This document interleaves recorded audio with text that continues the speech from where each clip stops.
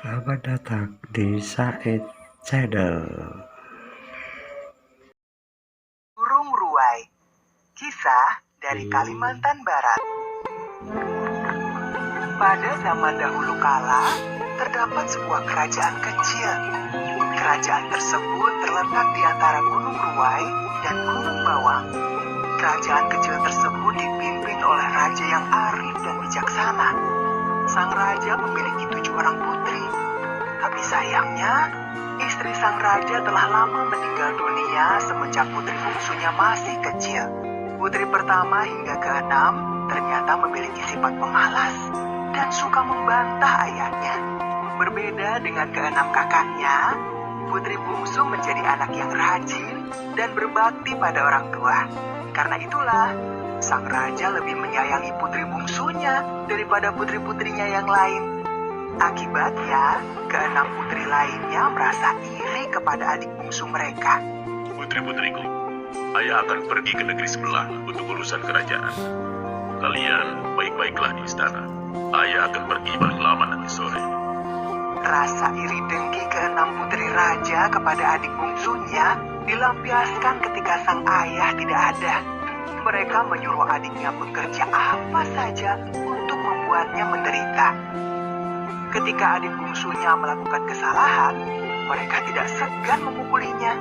Akibatnya, wajah sang adik sering terlihat lebam. Ketika sang raja pulang, dia terkejut melihat wajah putri bungsunya lebam. Putriku, kenapa wajahmu lebam-lebam? Adinda jatuh di taman, ayah, sehingga wajahnya lebam. Benarkah itu, putriku? Iya, ayah. Ananda jatuh di taman ketika sedang mengejar kupu-kupu. Karena merasa takut, sang putri bungsu selalu menutupi kekejaman para kakaknya. Putri bungsu selalu merasa takut kepada para kakaknya.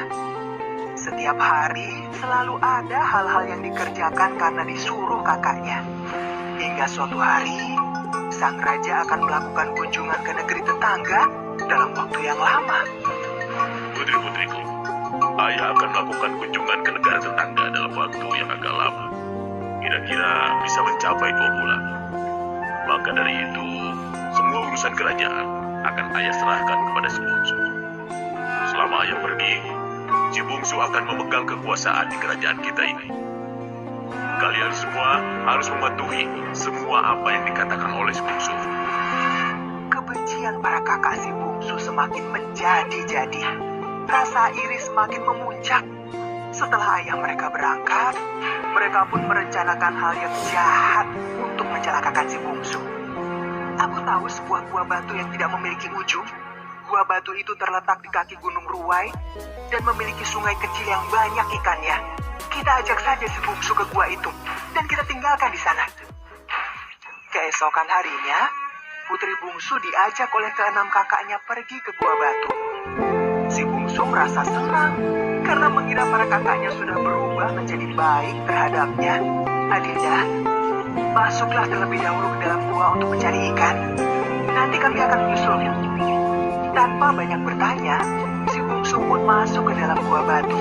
Ke-6 kakaknya melihat dari belakang. Putri bungsu yang tidak berburuk sangka kepada kakak-kakaknya pun terus berjalan ke dalam gua. Dia mengira para kakaknya pun akan menyusulnya. Sedangkan kakak-kakak si bungsu justru kembali ke istana. Sepertinya rencana mereka berjalan lancar. Sementara itu, putri bungsu berjalan semakin jauh. Dia akhirnya merasa sudah tersesat. Kakak, kakak, di mana kalian? Aku takut di sini gelap. Setelah berhari-hari, si bungsu akhirnya duduk di dalam gua sampai menangis. Dia merasa sangat ketakutan berada sendirian di dalam gua batu yang gelap itu. Hingga akhirnya pada hari ke-7, seorang kakek mendatangi putri bungsu. Cucuku, siapa kamu? Dan apa yang kamu lakukan di sini? Putri bungsu menceritakan tentang asal-usulnya dan kekejaman para kakaknya. Hingga akhirnya dia sampai di gua batu tersebut. Kakek merasa sangat kasihan kepada si bungsu. Cucuku, sungguh aku kasihan kepadamu. Aku akan menolongmu.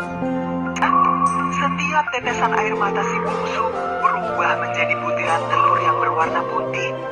Kedua tangan si bungsu tiba-tiba berubah menjadi sayap.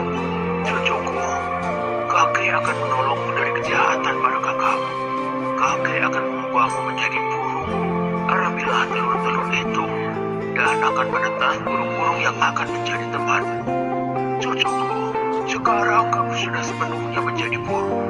Mulai dari sekarang, kakek akan memberimu nama burung ruai.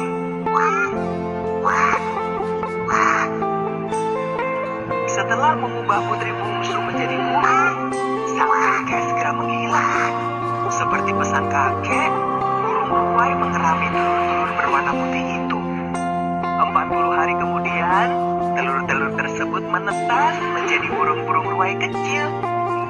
Putri bungsu yang sudah berubah menjadi burung ruai pun terbang keluar dari gua batu.